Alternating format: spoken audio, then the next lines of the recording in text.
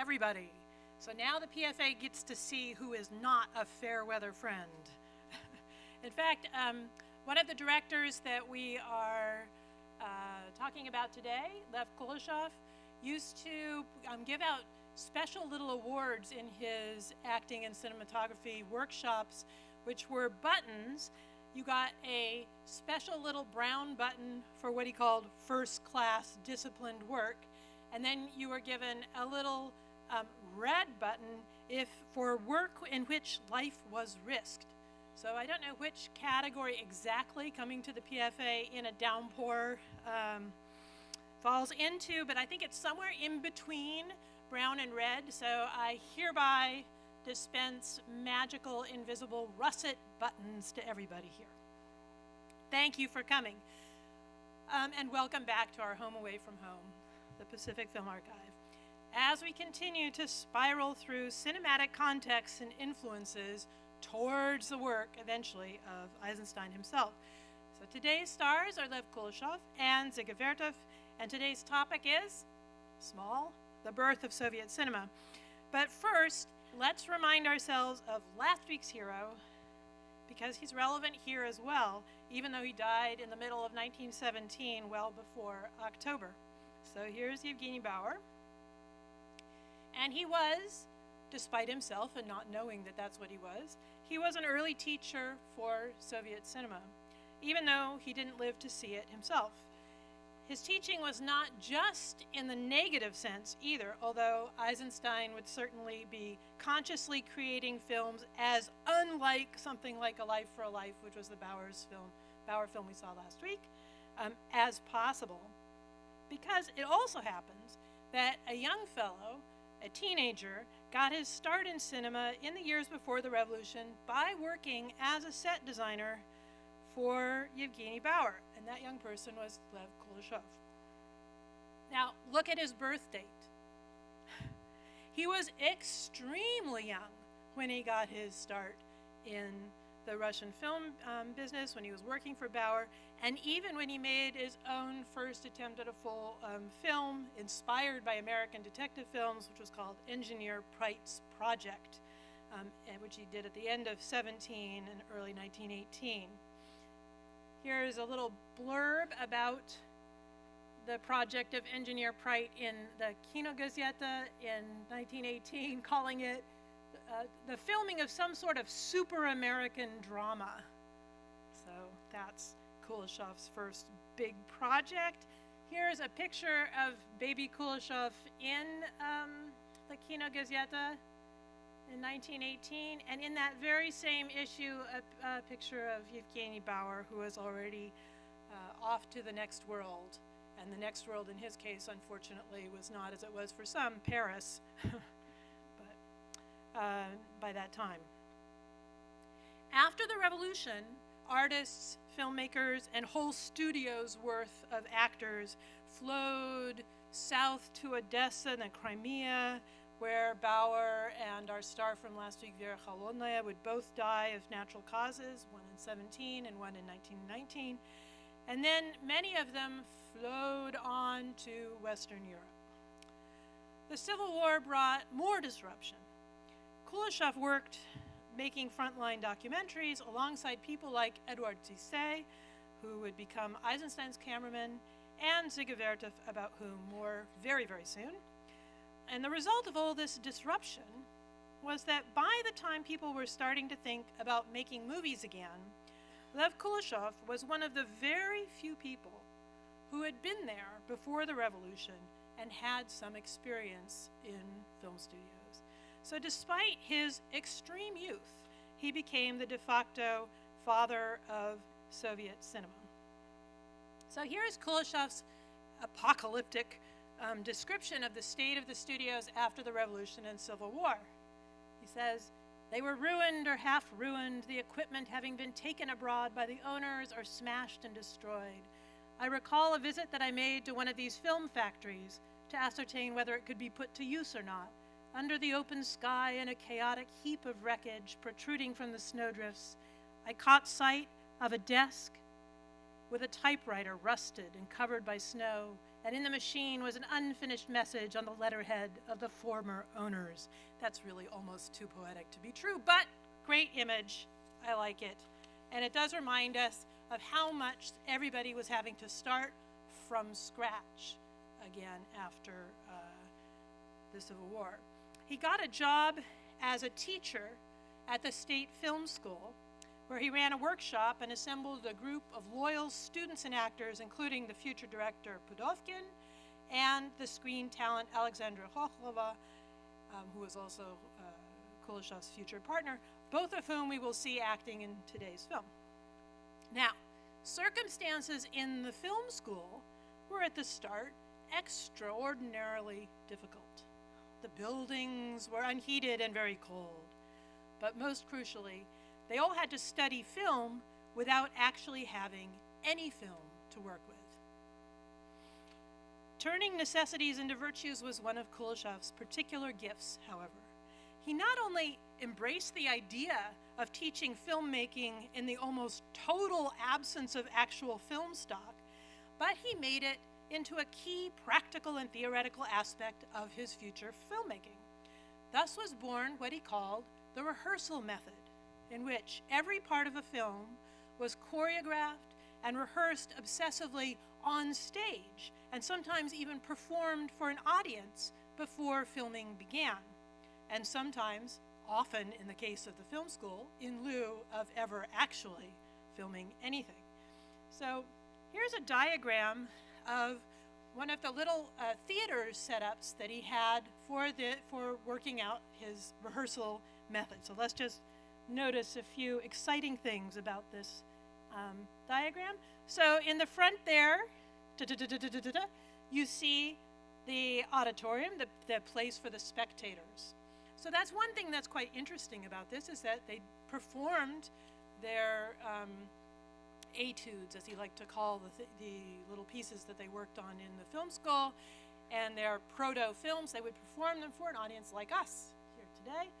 Okay, and then then there's these layers of interesting things going on in here, and if I were a more advanced person, I would have like a laser pointer. But as we go back directly facing the audience, we have our first curtain, then we have a second curtain, then we have a black background, okay? And then on the side, what you're seeing are everything in the wings, where there would be lights, and where there were, in either corner, places to store props and furniture. And then, very importantly, over to the far right there, that rectangle, which is, guess what? Just as we have today, the piano.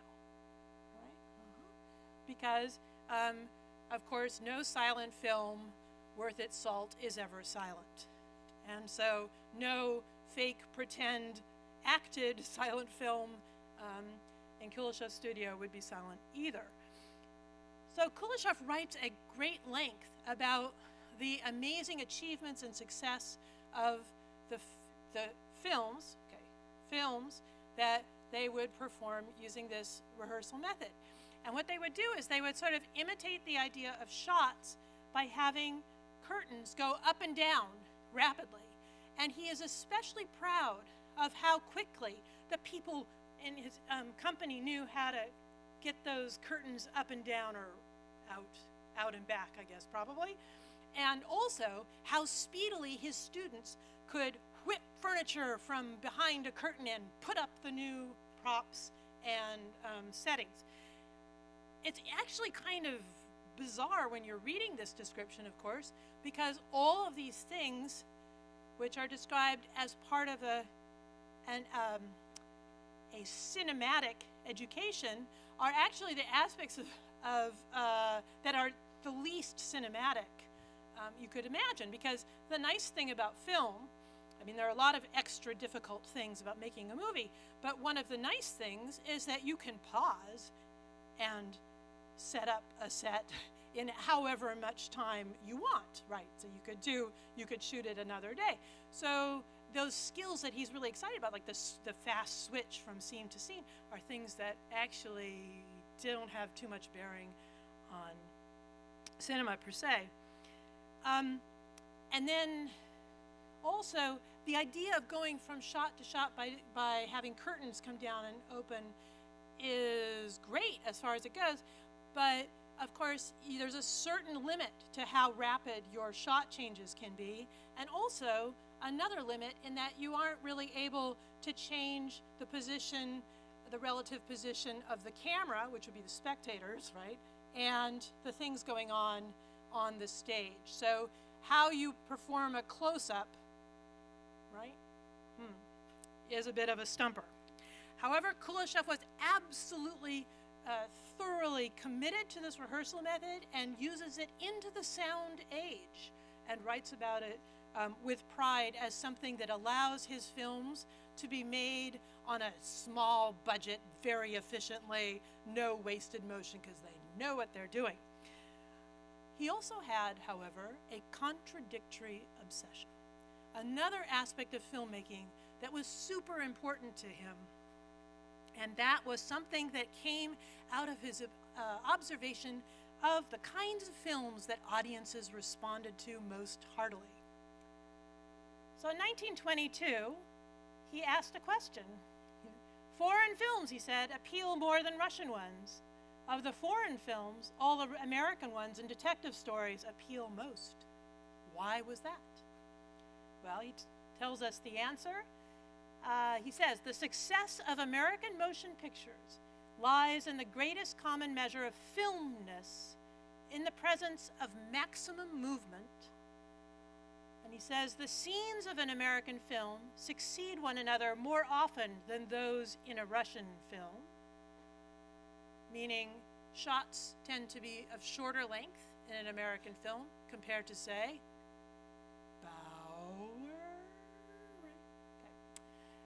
And he says, in conclusion, the essence of the cinema, its method of achieving maximal impression, is montage, editing, and in particular, the kind of quick, exciting editing that he identifies, and so many people at this time identified, as an American phenomenon, but which we would then later on come to think of as Soviet montage.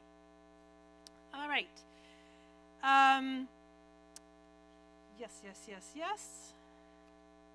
Oh yeah, he says, when these effective films come on, what happens in the audience? This is just a clue for us and how we should be behaving soon. When there is a clever maneuver by the hero, a desperate pursuit, a bold struggle, there's such excited whistling, howling, whooping, and intensity that interested figures leap from their seats so as to see the gripping action better. So I'm going to be super disappointed if we do not have at least one whistle, howl, and whoop as we go here. Kuleshov had actually already been talking about montage in 1917 when he was how old? Yeah, so very young. He says, to make a picture, the director must compose the separate filmed fragments, disordered and disjointed, into a single whole, and juxtapose these separate moments into a more advantageous integral and rhythmical sequence, just as a child constructs a whole word or phrase from separate scattered blocks of letters, he says. And that reminds us of another way that Kuleshov's reputation has come down through the ages, which is as the guy whose name went into the phrase, the Kuleshov effect. So what is the Kuleshov effect? It is the magic of montage, sort of in opposition to the magic of the actor. So he describes here how that came into being. He says, back in 1617, how the then famous matinee idol, we told Polonsky and I, had an argument. How old is Kuleshov? 17? Okay, whatever. Okay, so he's having an argument about this property of montage to override the actor's performance, emphasizing that however one edits, the actor's work will invariably be stronger than the montage. Polonsky asserted that there would be an enormous difference between an actor's face when portraying a man sitting in jail longing for freedom and seeing an open cell door, and the expression of a person sitting in different circumstances. Say, the protagonist was starving and he was shown a bowl of soup. We then performed an experiment, says Kuleshov. We shot 2 such scenes, exchanged the close-ups from one scene to the other, and it became obvious that the actor's performance, his reaction of joy at the soup and joy at freedom, were rendered completely unnoticeable by montage. We made use of this example to emphasize that, apart from montage, nothing exists in cinema, that the work of the actor is absolutely irrelevant, that with good montage, it's immaterial how he works. Did Kuleshov really believe that, though? No. We know this because of his other complementary obsession with the rehearsal method, with working with a group of dedicated actors in film after film, right? So he had these 2 sides of him throughout his career. And you can actually see these 2 aspects of Kuleshov performing a kind of formal tug-of-war in almost any Kuleshov film, and certainly in the one that we're going to see today. So on the one hand, we see intricate, rehearsed choreographies of scenes clearly practiced on a stage many times before shooting. And on the other hand, and often in exactly the same scene, we can admire his fondness for montage, for quick edits, and the insertion of non-theatrical shots like close-ups, and for moments of the Kuleshov effect, where the editing lends meaning to the shots involved. So this is especially relevant in a film such as the one we have this afternoon that's all about propaganda, deception, and what we would now call fake news. So if you keep your eyes open, you'll see paradoxical examples throughout Mr. West of rehearsed scenes that are also full of quick cutting and montage, exactly what cannot be rehearsed on a stage. One to keep your eyes open for, you'll see lots of this. But there's a beautiful scene in which bandits get into a tussle together. They have a fight. And that one you can really tell both the rehearsed quality of it and its dependence on montage. So keep your eyes open for that. And speaking of fighting bandits, notice also the physicality of this film and its tricks, which are often achieved through a combination of actorly bravado and cinema editing tricks. In particular, there's a point when an actor swings on a rope from one building to another, and then, as Kuleshov says, quote, by means of montage, the actor was seen to smash into a window and to emerge into a room. Now, the way Kuleshov tells the story, the first actor to try this trick took fright and ended up dangling like a sack of flour from the rope, as I would do too. Kuleshov's stern assessment is, this incident only took place because the actor did not seriously train himself.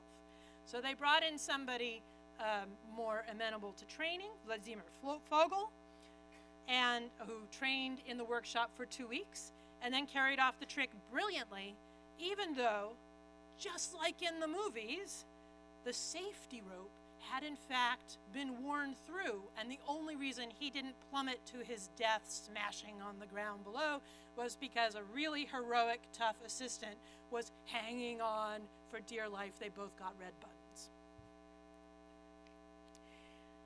Now we're going to start our program today with a short documentary, Ziga Vertov's January 1925 Leninist Kino Pravda number 21, put together to commemorate the first anniversary of Lenin's death. So Denis Kaufman, who was actually born David Abelovich Kaufman in 1896, and then went through a number of name changes, partly to leave behind the overtly Jewish David Abelovich, and then to take on the more avant-garde, cool name of Ziga Vertov that he made up. He had not been supposed to grow up to be a movie maker, nor had his 2 younger brothers, Mikhail and Boris, but in fact, the 3 Kaufman brothers all became really eminent people in the cinema world, but following really different trajectories. So Mikhail, who was a year younger than Denis, was first drafted into the army, and then he became Dziga Vertov's cameraman, and then he got into fights with Dziga Vertov. Everybody got into fights with Dziga Vertov, and of course, if you're Dziga Vertov's brother, you get into especially testy ones. So eventually he started making films himself and split it from his brother. And then the baby brother, Boris, had an interesting career as well. So he emigrated with the parents to Poland and then to France, where he became a cinematographer. He worked for Jean Vigo and won an Academy Award for Best Cinematography for On the Waterfront. So it's an incredible family. And a family, the biographies of which sort of summarize a lot of things about the vicissitudes of history, where you are and where you move to. So, yes. So the ironic thing about Dziga Vertov ending up as a silent film director is that all his childhood talents and interests seemed to lean more in the direction of sound. As a teenager, he studied music at the local conservatory. During his year as a student of medicine in Petrograd in 1916-1917, he was especially interested in psychoneurology and conducted experiments in sound recording. And from his teen years on, the creative form that he loved and for which he changed his name to Dziga Vertov was avant-garde poetry, because Dziga Vertov is a name that has wild sounds in it and hints of zigzag and turning, so it's a really excellent name for an avant-garde poet. His poetry was filled with sound and even noise. So here's a sample for you, which I will now attempt to perform. Ta tui gong itwa.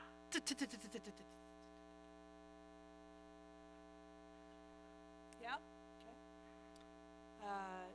Means absolutely nothing as far as I can tell, but there is a sort of electric, perhaps subtext here, maybe even with a hidden multi-language pun about watts. The revolution interrupted Vertov's medical career. His bad lungs got him out of army service, but his brother Mikhail was off in the army. Vertov needed a job, and he found one in May, joining the film committee of the People's Commissariat of Public Education in Moscow to help out with titling and editing of newsreels. So just by the way, it wasn't easy to be his roommate. I love this description by Alexander Lemberg of what it was like living with young Vertov. Vertov had covered the apartment, the walls and the ceiling, with a thick layer of soot. Imagine the parquet floor and pitch-black darkness above it. The black walls were all covered with clocks painted in chalk, with their hands all showing different times. Each clock had a pendulum painted under its face, and these pendulums, too, were arrested in different positions as if captured in swing. I did not like this at all.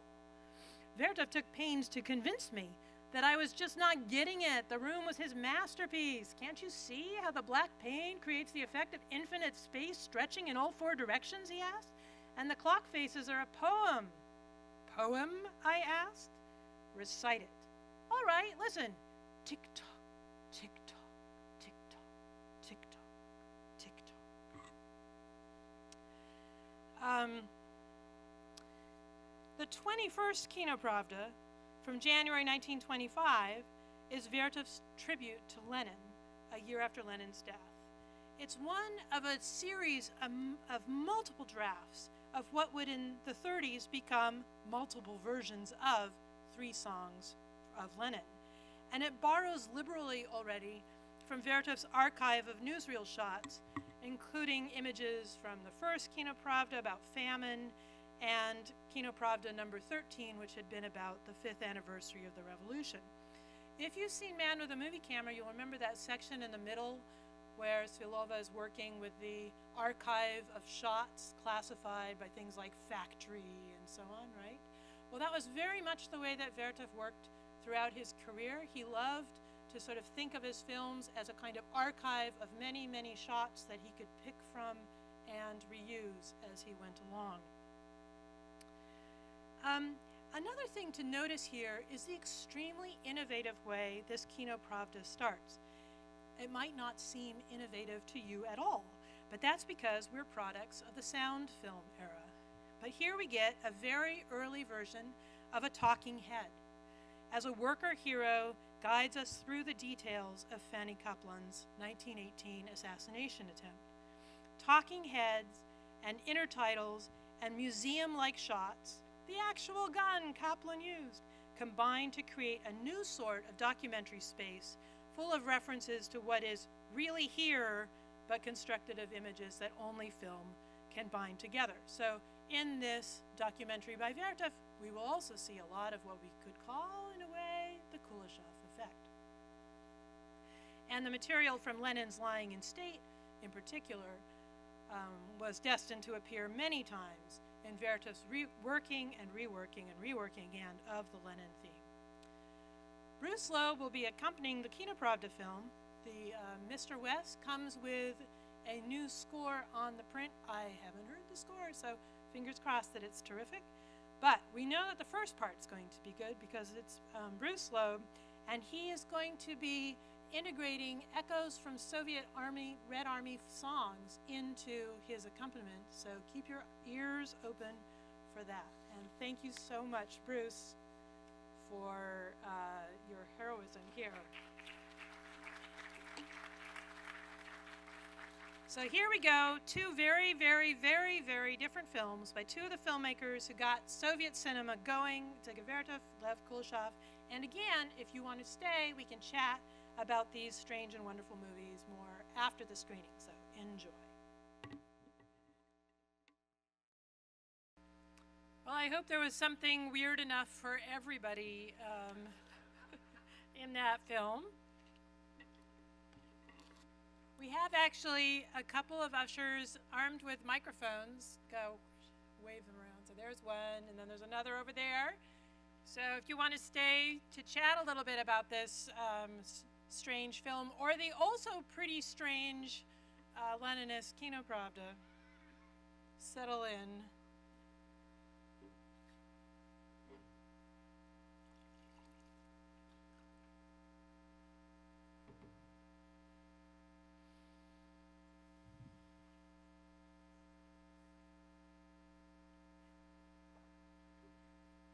So I suspect that everybody could see both the rehearsal method and the affection for montage, right? Yeah, and there's some absolutely lovely moments, sort of textbook Kuleshov effect montage tricks, like that beautiful ending where you get the pointing, right? There they are, and then you see random crowd footage as if taken from Vertov, actually, and then you come back and you say, yes, and they're all real. So that explanation of how things sort of become real through montage is pretty powerful, but there are lots and lots and lots of instances in it in this film. All right, so I'd love to hear what you noticed. Linda. I really just want to know what you would call that, because it's like Moscow art theater acting, and then you put together Keystone Cops. Mm-hmm. And is there any other film like this? Well, actually, all of Kuleshov's silent films have aspects of this in them, although in different ways, it's true. But that mix is sort of classic Kuleshov, where you get a company of actors, and they've performed these, and then they have these very rehearsed, very physical fight sequences, which he just absolutely adores, but which he does both through the rehearsal method, acrobatic timing thing, and through editing and putting in the close-ups every now and then, like the guy who's still eating his kasha, I guess, while the fight goes on around him. So I guess what I would call it is Kuleshov. And did he keep on doing this? He did yeah, he does. You can see aspects of this throughout his, especially the silent films. I mean, they become less sort of grotesquely comic, but some of these aspects you absolutely see in the later film. So I don't know how many people have seen By the Law, which is, it's a great, so if you have the chance, you have to see this movie. So it's a Jack London story done by Kuleshov, and there too you have, it's a very dark story, so it's not got as much of the comedic craziness of this one, and it's more compact, right? But it also has that mix of physical. They have these fights that are done beautifully, both through acrobatics and through montage, and it's a really stunningly beautiful, interesting film. So it's like Kuleshov a little bit down the line, maybe a little soberer, but still doing what he loves to do. Thanks.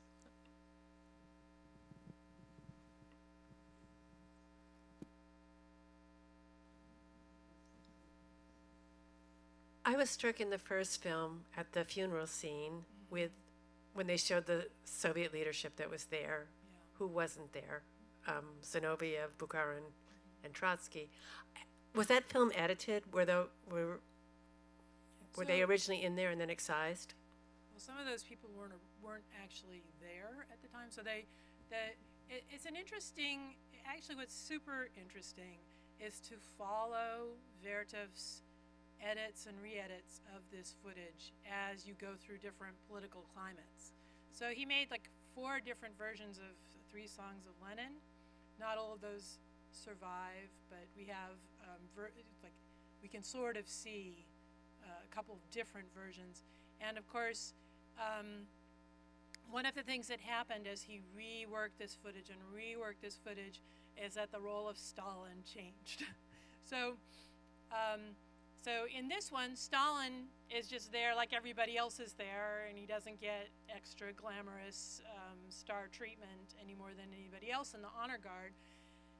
Then in the 30s, Stalin becomes, of course, has to be much, much more prominent in the story of Lenin's life and in the Lenin's legacy.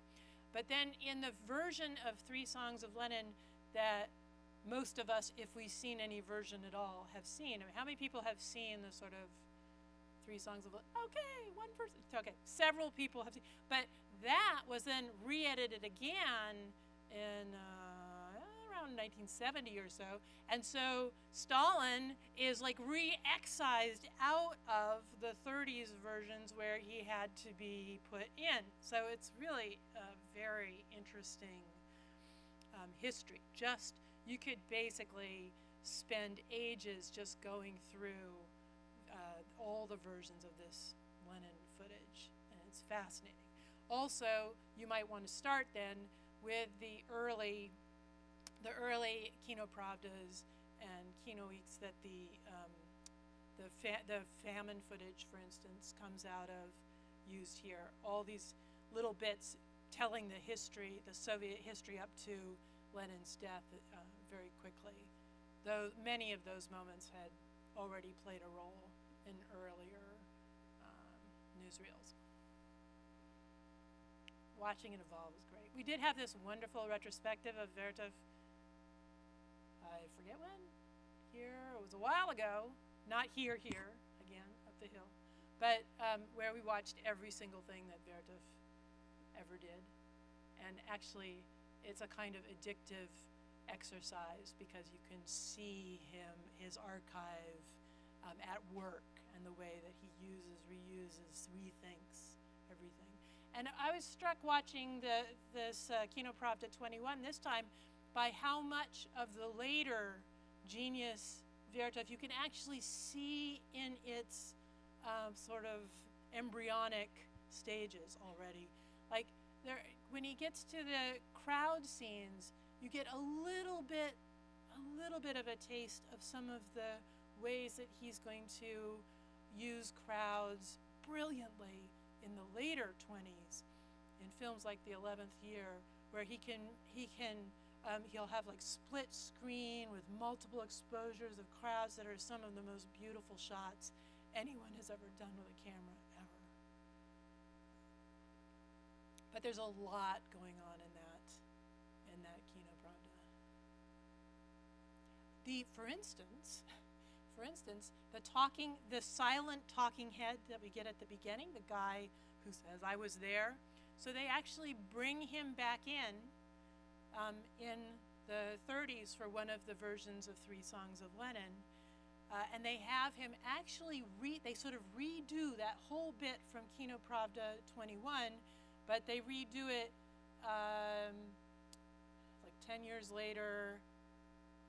Oh, that's less than 10 years later.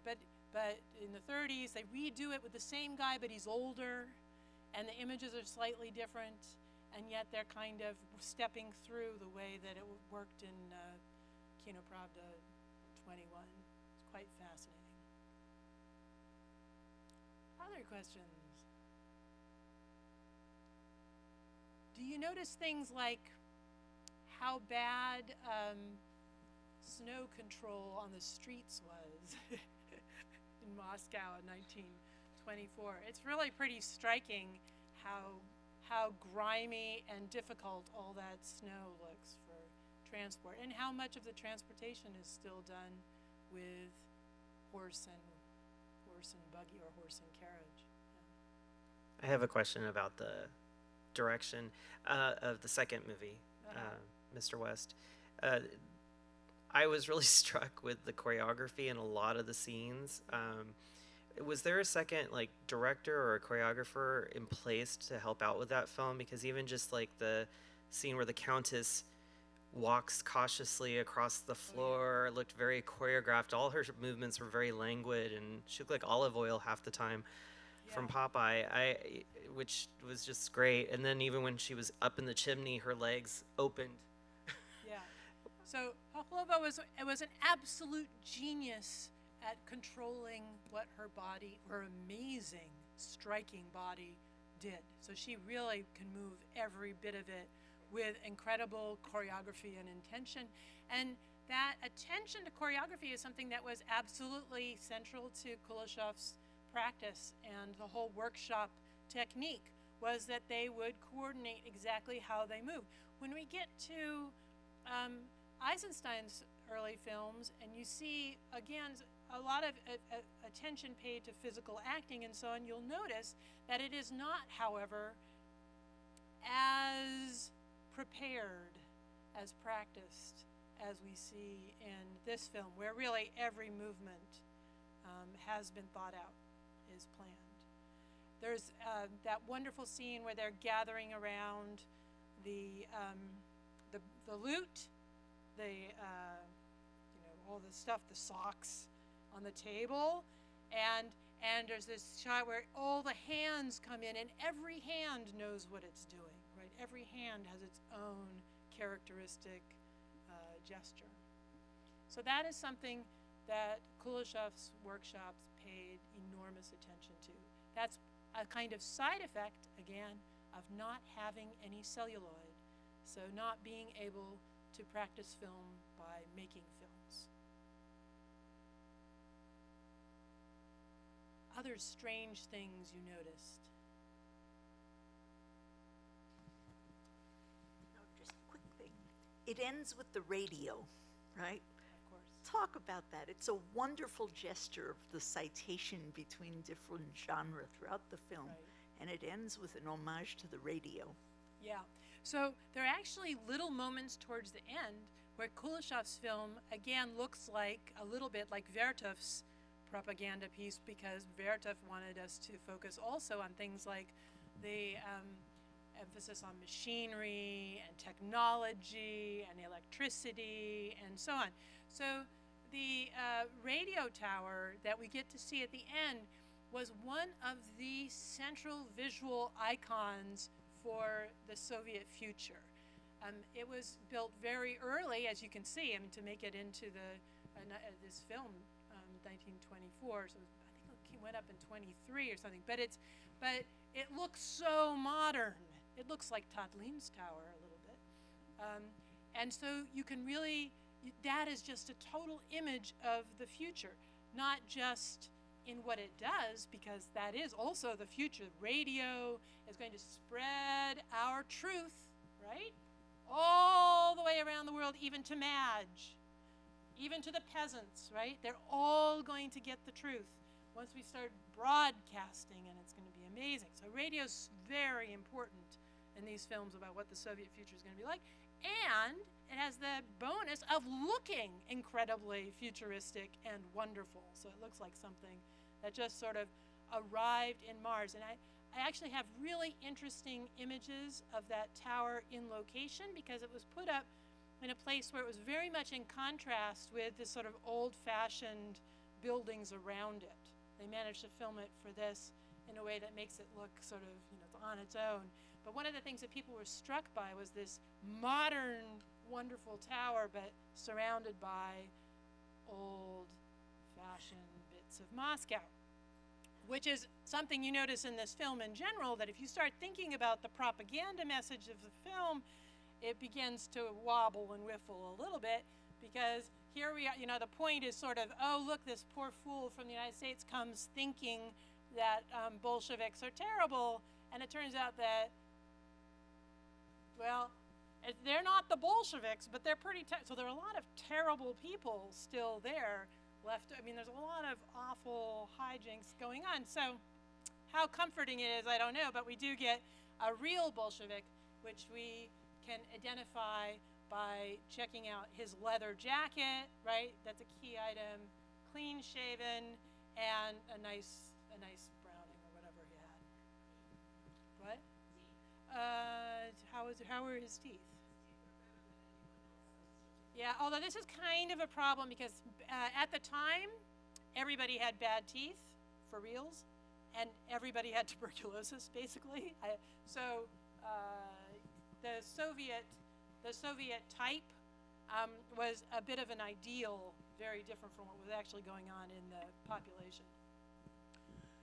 For the last few minutes of the film, I couldn't help but think of Donald Trump playing Mr. West and getting to burn all the New York magazines and replacing it with a photograph of Putin in his office. Yeah, this film does play a little bit differently today than it does the last time that I showed it to see people. Oh gosh, what can we say?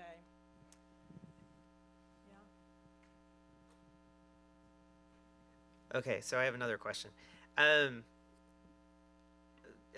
Was this film intended to be seen by Americans when it was created? It wasn't it wasn't seen by Americans. Okay. But we I get an didn't know idea of extent. how they saw Americans in this movie. But it was super popular and successful in the Soviet Union. They thought it was just great. Sort of the bee's knees. Okay. Yeah. And I mean, was we there... have to just love things like the slightly odd-colored American flag and the American flag socks and, everything that goes into being an American, which apparently involves also having doves that you kiss more than you kiss your wife, Madge. I don't know. And then the cowboy chase in the streets in the snow, Yeah. was that supposed to be reminiscent of Keystone Coppery, Russian yeah. style? I mean, absolutely. All of this is, based on the themes and rhythms of American film. Although all done in this weird, it doesn't quite work, right? So Jetty is supposed to be the real cowboy. We know that because we have a close-up where he counts the 6 bullet chambers in his 6-shooter, so that he must be a real cowboy. And yet you look at the furs they're wearing and everything's a little bit off. The hat does not look exactly like, a cowboy hat. But there you go. And notice what happens at the end. Cowboy Jetty and his American girlfriend Ellie turn out to be more Soviet than the Soviets. They become like the perfect Soviet couple working for justice, and you can see that even his clothing choices improve as he sort of enters into whatever it is, I guess immigration to the land of the Bolsheviks. Yeah.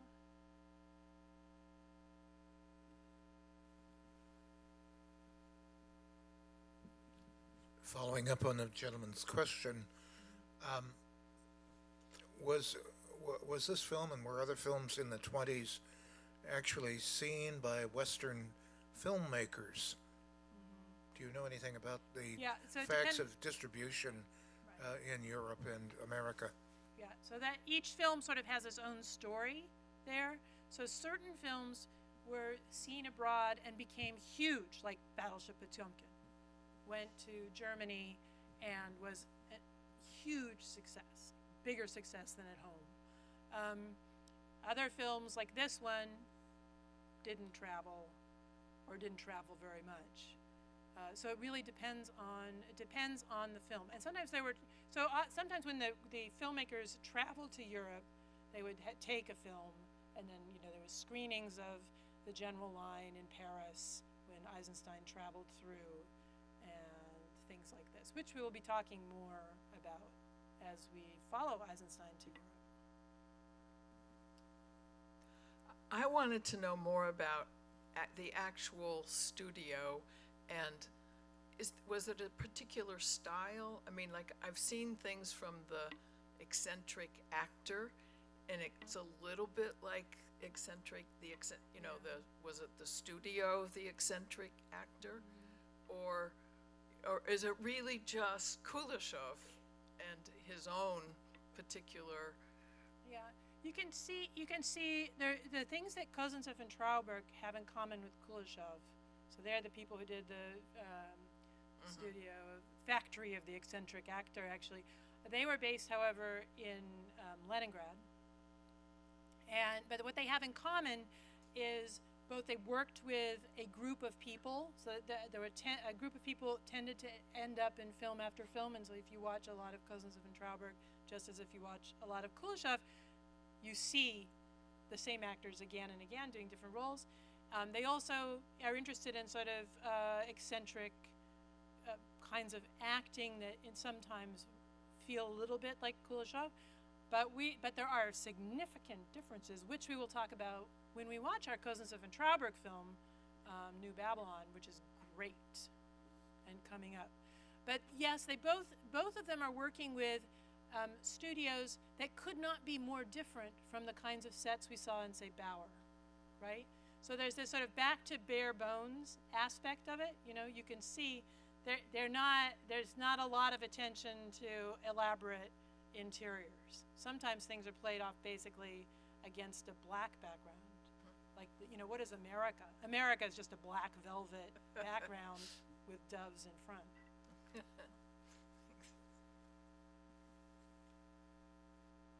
Any other questions?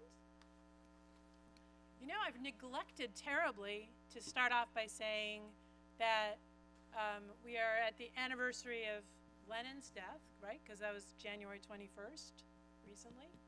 And that Eisenstein's birthday was the 22nd, his 120th birthday. And I don't know if anyone used Google on the 22nd, but if you did, you saw a Google Doodle that was devoted to Eisenstein, and it even had little bits of his film clips, which I may bring back pictures of when we watch Battleship Potemkin, from which all of those clips were taken. Yeah. All right, so if we are, okay, so you can collect your russet button your pretend russet button as you go, and we'll see you next week for more fun.